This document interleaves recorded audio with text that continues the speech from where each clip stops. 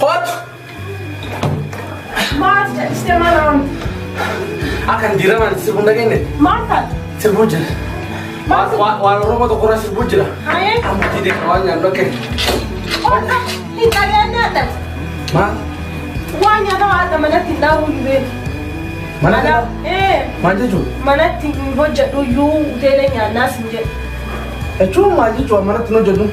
Maal jechuun hawaasi jechuun jiru guyyaa maraa manatti yoo hojjedhe bishaan miti hoteela illee guyyaa tokko deemnee ka hoteela nyaanna ka manaa callaan bishaan miti.